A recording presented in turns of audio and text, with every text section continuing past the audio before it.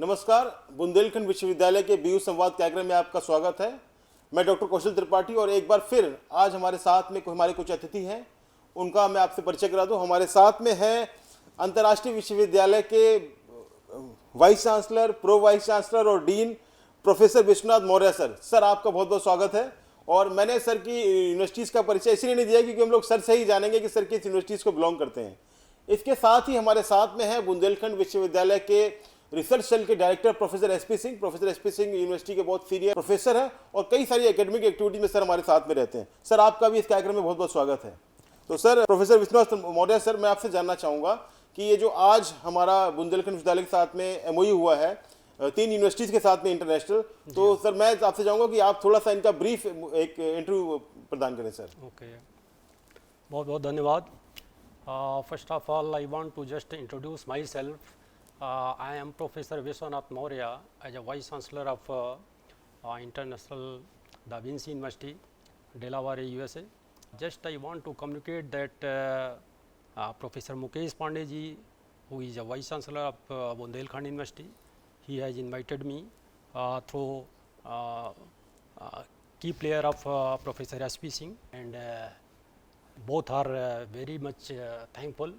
I am very much grateful to both of these two senior professors of this university. Basically today I have been invited for MOU for academic and research collaboration of 3 globally American university, globally accredited American university. First is International Da Vinci University, Delaware, and the second one is Crown International University, that is located in Argentina, and the third one is West Coast University of Sciences and Technology and Management and Arts, that is also located in Delaware and Washington. All 3 universities are globally accredited, and we are running all type of programs in sciences, technology, management, arts, even UG, PG and doctorate, postdoctorate also. Many of students from India, Ethiopia and other African countries and American countries, they are enrolled, they are getting degree. And not only this university, before collaboration of this university, we have already collaborated number of universities of American, Australian, African and Indian also. Likewise, we have collaborated Mother Teresa University in 2020 and Bharat University Rajasthan, and also D.Y. Patil University Pune. Now we are going to today collaborate to Bundelkhand University, and I am very much grateful for a key role of Professor S.V. Singh, who is a very senior professor of this university. Because of his very keen interest and very helpful nature, I have got this opportunity. So I am very much happy. मैं professor SP Singh sir से जानना चाहूँगा कि sir ये जो MoUs हैं ये किस प्रकार से न्यूट्रलाइज हुए, इसकी क्या जर्नी रही, तो मैं चाहूँगा सर आप इसके बारे में हमारे जो भी हमारे दर्शक हैं उनको जानकारी दें। या सभी लोगों को नमस्कार। बुंदेलखंड यूनिवर्सिटी विगत 1 वर्षों से विभिन्न संस्थानों के साथ, चाहे वो देश में हो या विदेश में हो, सभी लोगों के साथ कोलैबोरेटिव रिसर्च प्रोग्राम करना चाह रही है। आप लोग को विदित होगा कि हिंदुस्तान के तमाम विश्वविद्यालय के लोग और विभिन्न प्रकार के छात्र छात्राएं विदेश के विभिन्न प्रकार के संस्थानों में शिक्षा लेना चाहते हैं। बुंदेलखंड विश्वविद्यालय ने ये प्रयास किया कि किस प्रकार से विदेश के लोग, विदेश की यूनिवर्सिटियां इस बुंदेलखंड क्षेत्र में आ सकती हैं और एक दूसरे से कोलैबोरेटिव रिसर्च कर सकते हैं, पठन पाठन में एक दूसरे से भाग ले सकती हैं, वहाँ के छात्र बुंदेलखंड विश्वविद्यालय में आ सकते हैं और यहाँ के छात्र छात्राएं विदेश में जा सकते हैं या ऑनलाइन माध्यम से अपने जो कोर्स हैं उनको कर सकते हैं। साथ ही साथ वहाँ के टीचर्स यहाँ आ सकते हैं, यहाँ आकर के लेक्चर दे सकते हैं। बुंदेलखंड विश्वविद्यालय के शिक्षकगण वहाँ जा कर के लेक्चर ले सकते हैं और पठन पाठन करा सकते हैं। इस प्रकार की व्यवस्थाओं के लिए हमारी बातचीत प्रोफेसर BN मौर्य जी से हुई और उन्होंने हमको सहृदय आश्वासन दिया कि ऐसा किया जा सकता है। इसके परिप्रेक्ष्य में हमने उनको यहाँ पर आमंत्रित कराया और माननीय कुलपति जी बुंदेलखंड विश्वविद्यालय ने सहर्ष स्वीकृति प्रदान की और आज हम तीनों विश्वविद्यालयों से बुंदेलखंड विश्वविद्यालय MOU करके गौरवान्वित महसूस कर रहा है। आप लोग को मालूम होगा कि बुंदेलखंड विश्वविद्यालय एक प्रमुख विश्वविद्यालय है जिसमें ट्रेडिशनल कोर्सेस के पढ़ाई के साथ साथ यहाँ पर BTech, pharmacy, management, physiotherapy, agriculture विषय की भी पढ़ाइयाँ होती हैं। तो हायर एजुकेशन के भीतर ये लोग चाहते हैं कि हमारा कोलैबोरेशन दूसरे जगहों से हो जाए जिससे कि हमारी गुणवत्ता प्रखर हो सके और हम इंटरनेशनल मार्केट में अपने आप को एक्सपोज कर सकें। इस उद्देश्य से ये MOU अधिक ही लाभदायक होने की पूरी संभावना है। तो मैं हमारे साथ में हमारे जो गेस्ट हैं main professor Vishwanath Maurya sir से मैं रिक्वेस्ट करूंगा। सर जनरली क्या हो रहा है कि हम लोग MOU तो बहुत साइन कर रहे हैं, तो सर अभी हमारा कुछ ऐसी कुछ प्लानिंग है कि जो कमिंग ईयर है उसमें कुछ एक्टिविटीज़ को लेकर के भी हमने प्लान किया कुछ अभी कि एक साल में हम की टारगेट लेकर के चले कि एक साल में कम से कम हमको ये 2-3 एक्टिविटीज़ जो है वो हमको करनी भी है। सर हम लोगों ने इस विषय पे बात किया, ख़ास तौर से अभी जस्ट इस मीटिंग के पहले professor SP Singh, finance officer including vice chancellor, सभी लोगों ने मिलकर बात किया है। कुछ आपके BTech, M.Tech के जो स्टूडेंट्स हैं फाइनल ईयर के या 5th सेमेस्टर के, वो उन लोगों से आपस में डिस्कशन होगा। जो इंटरेस्टेड स्टूडेंट्स होंगे उनमें से जो इनरोल कराना चाहेंगे वो लाभ उठा सकते हैं।